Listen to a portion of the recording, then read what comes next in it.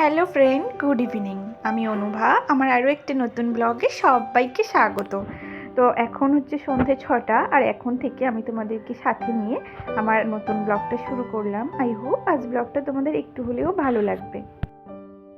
সন্ধ্যাবেলা আমি যেগুলো করি, সন্ধ্যাবেলা দেখো ঘরের দরজার সামনেগুলো একটু জল ছড়া দিয়ে নিলাম। নেওয়ার পর কিন্তু সব ঘরের দরজাগুলো দিয়ে দিলাম। যেহেতু দক্ষিণমুখ ঘর, ওই জন্য আমি দরজাগুলো দিয়ে রাখি। তো আমার মেয়েও সন্ধ্যা দিতে গেছিলো, ওর সন্ধ্যা দেওয়া হয়ে গেলে তিনজনে বসে একটু টিফিন করে নিলাম। ওই ওদের হরলিক্স আর বিস্কিট, আর আমার একটু গ্রিন টি। আর তারপর দেখো এদিকে আমি একটু মৌরি ভিজিয়ে রাখছি। এই মৌরি ভেজানো জলটা হচ্ছে আমার ডিটক্স ড্রিঙ্ক, মানে রাত্রে এটা ফুটিয়ে ঠান্ডা করে কিন্তু খেয়ে নেবো শোয়ার আগে। তো দেখো মৌরি ভিজিয়ে রাখার পর এদিকে আমি একটু পাস্তাটা ঢেলে রাখছি। সকালে এনেছিল পাস্তাটা, তো ঢালা হয়নি, তো সেটাকে একটা কৌটোতে ঢেলে রাখছি। এটা আমার মেয়ের টিফিনের জন্য আনা হয়েছে, তো সেটা একটা কৌটো ভর্তি করে রেখে দিলাম। আর কি বলো তো, আমার মেয়ে না এইসব চাউমিন, পাস্তা এই জাতীয় জিনিসগুলো টিফিনে খেতে খুব ভালোবাসে। তো যাই হোক, দেখো এদিকে আমি আটাটা একটু মেখে রেখে দিচ্ছি। এখন রুটিটা করব না, মেখে জাস্ট রেখে দিচ্ছি। কিছু কিছু ক্লিনিংয়ের কাজ আছে, সেইগুলোই করব। তো আটা মাখার পর এদিকে দেখো বাসনগুলো মেজেছিলাম। ওই চা খাওয়া বাসন আর দু একটা দুপুরের খাওয়া বাসন ছিল, সেই বাসনগুলো মেজে কিন্তু এক সাইডে জল ঝরানোর জন্য উপর করে দিলাম। আর তারপর এদিকে চলে এসছে, যে বললাম একটু ক্লিনিংয়ের কাজ করব। তো দেখো এদিকে ডাইনিং টেবিলের যে পায়াগুলো হয়, তো সেই পায়াগুলো একটু পরিষ্কার করে মুছে নিচ্ছি। এগুলো মুছি, পরিষ্কার আছে, কিন্তু তাও কি বলো তো, যেহেতু রান্না পুজো এসে গেছে, ওই জন্য কিন্তু আমি একটু ভালোভাবে ক্লিনিংটা করছি আর কি। ডাইনিং টেবিলটা মুছবো, তারপর ডাইনিং টেবিলের যে চেয়ারগুলো, 4টে চেয়ার পরিষ্কার করে সবই মুছে নেব। তো চলো। আর কি বলো তো, এই চেয়ারগুলো, ডাইনিং টেবিলগুলো, এগুলো প্রায় সময় মোছা হয়। চেয়ারগুলো তো আমি রোজ দিনই মুছি, কেন কি ওই যখন মানে টেবিল মুছতে আসি না, তখন ওই ভেজা কাপড়টা দিয়ে একেবারে চেয়ারগুলো মুছে নিই। কিন্তু এই চেয়ারের নিচগুলো কখনো মোছা হয়নি। তো সেটা মুছতে গিয়ে দেখলাম চেয়ারের নিচগুলো বেশ ভালোই ঝুল পড়ে, আর নোংরাও হয়। তো সেটা দেখে নিলাম, আগে জানতাম না, যার জন্য কিন্তু পরিষ্কার করে নিলাম। 4টে চেয়ারই সব পরিষ্কার করে নিয়েছি। নিয়ে এদিকে আমার মেয়ের রুমটা একটু ক্লিনিং করতে এসেছি। এগুলো বেশ পরিষ্কার পরিচ্ছন্ন আছে, যেহেতু আমি রোজ দিনই একটু হালকা হাতে এগুলো ডাস্টিং করি, ওর জন্য কিন্তু পরিষ্কার আছে। তাও তো না রান্না পুজো, ওই জন্য একটু ভালোভাবেই ক্লিনিংটা করছি আর কি। তো দেখো আমার ক্লিনিং করতে করতে কিন্তু 7টা 15 মতো হয়ে গেছিলো।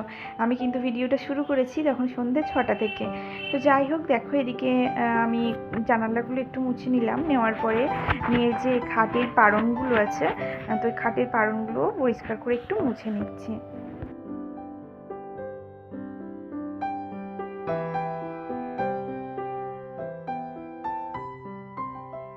সংসারের কাজগুলো না চলমান প্রক্রিয়া। তুমি যেভাবে অভ্যাস করবে সেইভাবে কিন্তু সংসারের কাজগুলো চলবে। তো এই সংসারের কাজ আমি যদি চাইতাম যে এই সন্ধ্যে টাইমটা একটু বসে শুয়ে কাটাবো, তো আমি কাটাতে কিন্তু পারতাম, যেহেতু এগুলো আমার ভালোই পরিষ্কার আছে। কিন্তু আমি চাই যে এগুলো আর একটু পরিষ্কার থাক, যার জন্য কিন্তু আমি এইভাবেই করছি। আর এটা অভ্যাস, তুমি যেমনভাবেই অভ্যাস করবে সংসারের কাজ, দেখবে তোমার তেমনভাবেই হবে। সংসারের কাজগুলো না এখন যেভাবে আমি অভ্যাসে পরিণত করে ফেলেছি, কিছুদিন আগের কথা বলতে গেলে, মানে যখন আমি বিয়ে হয়ে প্রথম প্রথম আসি, তখন কিন্তু এইসব কাজগুলো আমি কিছু জানতাম না বা করতামও না। তখন ঘর বাড়ি অনেকটাই নোংরা হয়ে থাকতো, পারতামই না। মানে ঘর ঝাড় দিতে হলে যেন মনে হতো দূর, ঘর ঝাড় দিয়ে কী হবে, ও ঠিক পরে করে নেবো, মানে পরে পরে করে ফেলে রেখে না আমি কাজগুলো করতামই না। আরও অনেকটাই নোংরা হয়ে যেত। নিজেরই একটা অস্বস্তি লাগতো যে নোংরা, কিন্তু আমি পারতাম না ঝাড় দিতে। ঝাড় দিতে গেলে হাত পা ময়লা হয়ে যাবে, নোংরা হয়ে যাবে, এরকম একটা মানে টেন্ডেন্সি ছিল আমার উপর, যার জন্য আমি কিছুই করতাম না। থালাগুলো হয়তো ভাত খেলাম, থালাগুলো নিয়ে রেখে দিলাম, সে মাজবো মাজবো করে হয়তো মাজা হচ্ছে না, একের পর এক রাশ হয়ে যেত থালার। তো সেগুলোকে হয়তো পরের দিন সকাল কি তারপরের দিন সকাল এইরকমভাবে মাজতাম। আর মাজতে গেলে তখন কাঁদতাম যে এতগুলো থালা কী করে মাজবো, মাজা কী করে সম্ভব। কিন্তু এখন আমার সেসব কিছুই আর মনে হয় না, কেন কি আমি আস্তে আস্তে নিজের কাজটাকে কিন্তু অভ্যাসে পরিণত করে নিয়েছি, যেটা আমাকে করতে হবে। এগুলো পরিষ্কার থাকলে আমারই ভালো। আমার একটা ছোট বাচ্চা আছে, যে এই জিনিসগুলোতে হাত দেয়, সেই সব হাত নিয়ে মুখে ঢুকে সব জায়গায় দেয়। তো সেই জিনিসগুলো যদি আমার পরিষ্কার থাকে, আমার বাচ্চাটারও কোনো সমস্যা হবে না। যার জন্য আস্তে আস্তে কিন্তু আমি কাজগুলোকে ভালোবেসে সুন্দর করে করার চেষ্টা করি। আর তাতে করে কি হয় বলো তো, আমার সংসারটা অনেকটাই পরিষ্কার থাকে আর নিজের সময়টাও আমার অনেকটা কেটে যায়।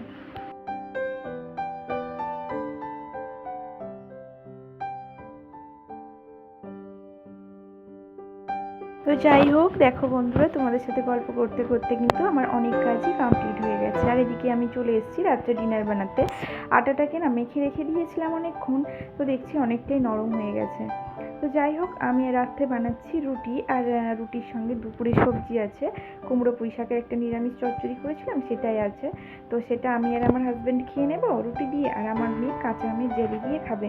আর এই জেলিটা আমি ঘরে বানিয়ে রেখেছিলাম। ওর একটু রুটি দিয়ে কাঁচা আমের জেলিটা খেতে ভালোবাসে, আর কাঁচা আমের যখন সিজন ছিল তখন কিন্তু আমি জেলিটা বানিয়ে রেখে দিয়েছিলাম।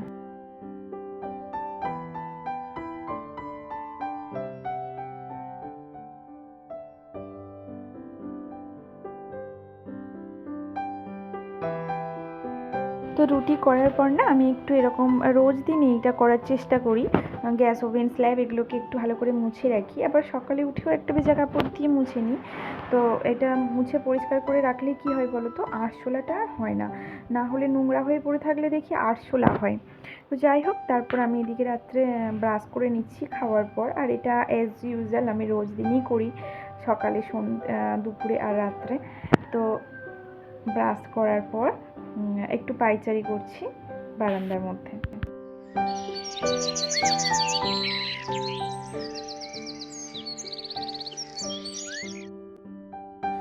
তো আবারও তোমাদের সঙ্গে আমার সকালে দেখা, আর রাত্রে ভিডিওটা কন্টিনিউ আর করা হয়নি। তো দেখো, এদিকে সকালে কিন্তু আমার আজ খুবই তাড়া ছিল। আজ তো বুধবার, আর বুধবার দিন আমার মেয়ে স্কুলে যাবে, আর আমার হাজব্যান্ডও বাড়িতে নেই, ও সকাল 6টার সময় ডক্টর চেকআপে চলে গেছে। যার জন্য কিন্তু আমাকে একলা হাতে সমস্ত সব কিছুটা কেটে বেটে রান্না করতে হচ্ছিল। তো এদিকে দেখো, আমি একদিকে মাছ ভাজা বসিয়ে দিয়েছিলাম, আর একদিকে না ইন্ডাকশানে সয়াবিনগুলো সেদ্ধ বসিয়ে দিয়েছিলাম। তো সেই মেয়েরা বলে না দশভুজা, আমার অবস্থা আজ তেমনই হয়েছিল, একলা হাতে সমস্তটাই করতে হচ্ছিল। একদিকে মাছ ভাজা বসিয়েছি, একদিকে সয়াবিন বসিয়েছি, এদিকে মিক্সিতে মিক্সচার করছি। তো মানে সমস্তটাই একা হাতে করতে হচ্ছিল আজ। এগুলো আমার হাজব্যান্ড থাকলে না টুকটাক হেল্প করে, মানে আনাজের খোসা ছাড়িয়ে দেওয়া, এই যে মিক্সিতে মিক্সচারটা করে দেওয়া, এগুলো আমাকে টুকটাক হেল্প করেও। তো যাই হোক, দেখো এদিকে আমি একদিকে ভাতও বসিয়ে দিয়েছি, আর একদিকে তরকারিটাও বসিয়ে দিলাম। আর আজ রান্না করছি ঝিঙে আলু দিয়ে মাছের ঝোল। আর আমাদের তো এরকম মানে সব সময় দেখতে পাবে এই রকম একই রকম খাবার দাবার, কেন কি আমার হাজব্যান্ডের এখন এইরকমই খাওয়া দাওয়া করতে হবে। বেশি বড় মাছ খাওয়া যায় না, তারপর বেশি তেল মশলা খাওয়া যায় না, অন্যান্য অনেক কিছুই ওর খাওয়া নিষেধ আছে, যার জন্য এরকম একই রকম খাবার কিন্তু দেখতে পাবে প্রায় সময়। তো যাই হোক, আমি তরকারিটা বসিয়ে দিয়ে এদিকে আমার ভাত হয়ে গেছিলো, আর ভাতটাকে আমি ফ্যান ঝাড়িয়ে নিচ্ছি।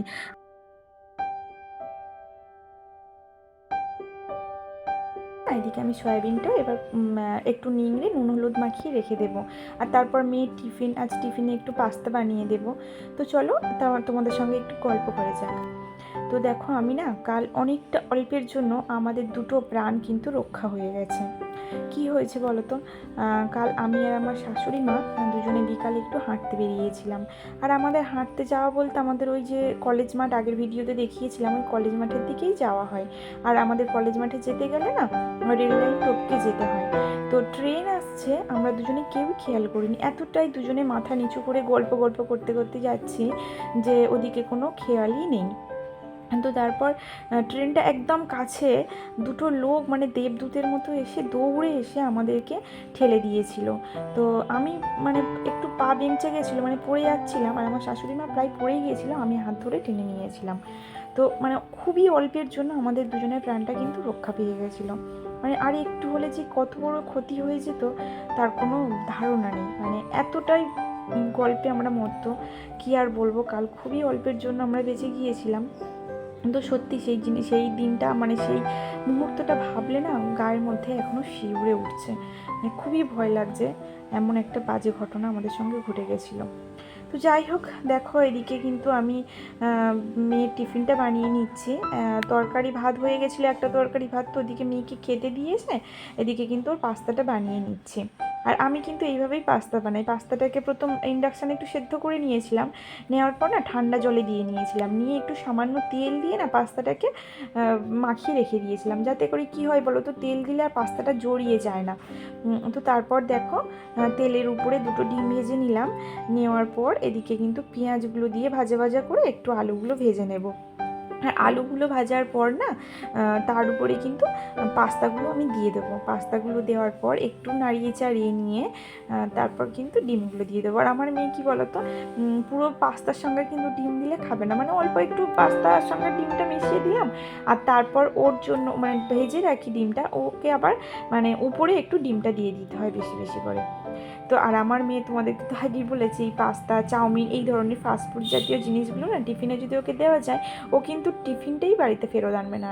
আর যখন দেখবে তুমি আটার রুটি বা আলু ভাজা এসব যদি করে দাও না, ওর সব সময় সেই টিফিনটা ফেরত আনে, বেচারি পুরো না খেয়ে থাকতে হয় সারাদিনটা। যার জন্য কিন্তু ওকে আমি মানে এইগুলোই করে দেওয়ার চেষ্টা করি, চাউমিন, পাস্তা, ম্যাগি এইগুলোই করে দিই আর কি। কিন্তু যাই হোক, দেখো এদিকে কিন্তু ওর টিফিনটা আমার হয়ে গেছে। এই পর্যন্ত যারা আমার সঙ্গে আছো, মানে যারা আমার ভিডিওটা দেখেছো, আমার ভিডিওর মধ্যে যদি কিছু ভালো লেগে থাকে তো অবশ্যই একটা করে লাইক দিও। আর যদি আর একটু বেশি ভালো লেগে থাকে তো আমার চ্যানেলকে সাবস্ক্রাইব করে আমার পাশে থাকতে পারো। তো দেখো এদিকে কিন্তু মেয়েকে রেডি করে দিচ্ছি, ওর খাওয়া হয়ে গেছিলো, চুলটা বেঁধে দিলাম, আর তারপর ওকে একটু অটোতে তুলে দিয়ে আসতে গেছিলাম। তো যেহেতু ওর বাপি আজ নেই, ওই জন্য অটোতে করে কিন্তু স্কুলে যাবে। আর ও চলে যাওয়ার পর আমি এদিকে বাকি রান্নাটা করে নিচ্ছি, মানে সয়াবিন আর পটলের তরকারি। তো সয়াবিনটা তো দেখলে নুন হলুদ মাখিয়ে রেখেছিলাম, তো সেটাকে একটু দেখো ভেজে নিয়েছিলাম। আর সয়াবিনটা একটুখানি তেলে না ভেজে নিলে কী হয় বলো তো, কেমন কাঁচা কাঁচা থাকে, গন্ধ গন্ধ লাগে, ওই জন্য কিন্তু সয়াবিনটা একটু তেলে ভেজে নিই। আর তারপর পটলটাকে ওই যে পাঁচফোড়ন, পেঁয়াজ এগুলো দিয়ে নুন হলুদ জিরে আদা বাটা দিয়ে ভালো করে কষিয়ে নিয়ে সয়াবিনটা দিয়ে নাড়াচাড়া দিয়ে জল দিয়ে নিলাম, আর তারপর কিন্তু আমার সয়াবিনের তরকারিটা রেডি। তো এইভাবে করে খেয়ে দেখতে পারো, হালকা তেলে অল্প তেলে রান্না, মশলা ছাড়া। আশা করছি তোমাদের ভালো লাগবে।